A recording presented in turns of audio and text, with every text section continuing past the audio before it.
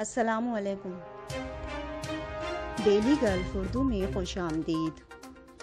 Ras Al Khaimah اور فوجیرہ میں بارش، کئی علاقوں میں طغیانی۔ تفصیلات کے مطابق راس الخیمہ اور فوجیرہ میں گزشتہ 2 روز سے جاری موسلا دھار بارش کے نتیجے میں کئی پہاڑی علاقوں اور وادیوں میں پانی اکٹھا ہونے سے طغیانی کی صورتحال پیدا ہو گئی ہے، جس کے بعد کئی اہم روڈز بند کر دیے گئے ہیں۔ ذرائع کے مطابق شہری حکام کی جانب سے بارش کا بڑی مقدار میں اکٹھا ہونے والا پانی نکالنے کے لیے ٹینکرز لگا دیے گئے ہیں، جبکہ کئی مقامات پر جڑوں سے اکھڑ جانے والے درختوں کو سڑکوں سے ہٹایا جا رہا ہے۔ امریکی سیکریٹری مائک پومپیو کی دوبارہ آمد، دورے کی اہم وجوہات سامنے آ گئیں۔ تفصیلات کے مطابق امریکی secretary of state mic Pompeo امارات کے خصوصی دورے کے لیے گزشتہ روز ابوظہبی پہنچ گئے۔ ان کی UAE آمد مڈل ایسٹ کے دورے کا حصہ ہے۔ ابوظہبی پہنچنے پر مائک پومپیو کا اعلیٰ حکام نے شاندار استقبال کیا۔ اس موقع پر ان کی اہلیہ سوزن اور دیگر امریکی عہدیدار بھی ہمراہ تھے۔ پومپیو کی جانب سے کہا گیا کہ معاہدہ ابراہیم کے باعث جو مثبت پیش رفت ہوئی ہے وہ اسے مزید آگے لے جانے کی غرض سے آئے ہیں۔ متحدہ عرب امارات میں کرونا وائرس کے نئے کیسز کا اعلان۔ متحدہ عرب امارات میں 19 نومبر بروز جمعرات کرونا وائرس کے 1153 نئے کیسز ریکارڈ، جبکہ امارات کی وزارت صحت کی جانب سے جاری اعداد و شمار کے مطابق متاثرین کی مجموعی تعداد 1,55,254 تک جا پہنچی ہے۔ پچھلے 24 گھنٹوں میں 932 صحتیابیوں کے بعد صحتیابیوں کی کل تعداد 1,46,469 ہو گئی ہے۔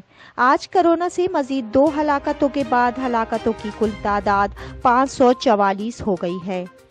اماراتی ریاست فوجیرہ میں کیمپنگ پر پابندی عائد، خلاف ورزی پر جرمانے ہوں گے۔ فوجیرہ پولیس کے commander in chief major general Mohammed Ahmed bin Ghanim Al Kaabi نے کہا کہ یہ پابندی کرونا وبا کے باعث لوگوں کی زندگیوں اور صحت کو اس موذی وائرس سے بچاؤ کے خاطر لگائی گئی ہے۔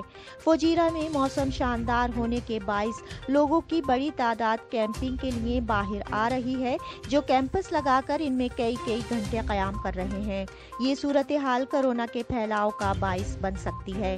اس پابندی پر عمل درآمد کرانے کے لیے فوجیرہ پولیس کی جانب سے انسپیکشن ٹیمیں تعینات کی گئی ہیں، جو لوگوں کو کیمپنگ سے باز رکھنے کے لیے اپنا کام کریں گی۔ میجر جنرل الکعبی نے خبردار کیا کہ جو لوگ اس پابندی کی خلاف ورزی کریں گے انہیں سخت سزاؤں اور جرمانوں کا سامنا کرنا پڑے گا۔ کہیں بھی کوئی ٹینٹ یا کیمپ یا کارواں نظر آیا تو اسے فوری طور پر تباہ کر دیا جائے گا یا ہٹا دیا جائے گا۔ افغانستان کا دارالحکومت کابل راکٹ حملوں سے گونج اٹھا۔ تفصیلات کے مطابق آج ایک بار پھر کابل راکٹ حملوں سے گونج اٹھا۔ غیر ملکی میڈیا کے مطابق افغانستان کے دارالحکومت کابل میں 14 راکٹ حملے کیے گئے ہیں، جس سے عوام میں شدید خوف و ہراس پھیل گیا ہے۔ افغان وزارت داخلہ کے مطابق راکٹ حملوں میں 3 افراد ہلاک ہو چکے ہیں، جبکہ متعدد افراد کے زخمی ہونے کی بھی اطلاعات ہیں۔ ابتدائی طور پر زخمی افراد کی تعداد 11 بتائی گئی ہے، جنہیں طبی امداد کے لیے ہسپتال منتقل کیا گیا ہے، جبکہ ہلاک ہونے والے افراد میں 2 سیکیورٹی گارڈ شامل ہیں۔ دبئی میں نشے میں دھت 20 پاکستانیوں نے ایک نوجوان کو زخمی کر دیا۔ تفصیلات کے مطابق 25 سالہ پاکستانی نوجوان نے بتایا کہ میں اپنے اپارٹمنٹ کے باہر ایک دوست کے ساتھ بیٹھا تھا جب ملزمان نے 20 افراد کے گروپ کی صورت میں مجھ پر حملہ کر دیا۔ کچھ افراد نے مجھے پکڑ لیا جبکہ 2 ملزمان لوہے کی سلاخوں سے مارتے رہے۔ مجھے یہ بھی علم نہیں کہ انہوں نے مجھ پر حملہ کیوں کیا تھا۔ اس تشدد کے نتیجے میں میری ایک انگلی ٹوٹ گئی جبکہ ماتھے اور کندھے پر بھی زخم آئے۔ پولیس نے مقدمہ درج ہونے کے بعد ملزم کی پٹائی کرنے والے دونوں ملزمان کو گرفتار کر لیا تھا، جنہیں متاثرہ نوجوان نے پولیس اسٹیشن میں شناخت کر لیا۔ استغاثہ کے مطابق حملہ آور افراد نے شراب پی رکھی تھی۔ عدالت نے نوجوان کو پیٹنے والے دونوں ملزمان کو سزا سنا دی، تاہم دیگر حملہ آور اور اس کے ساتھی اس واقعے کے بعد فرار ہو چکے تھے، جن پر بعد میں مقدمہ چلایا جائے گا۔ اب تک کے لیے اتنا ہی۔ اگلے بلیٹن تک کے لیے خدا حافظ۔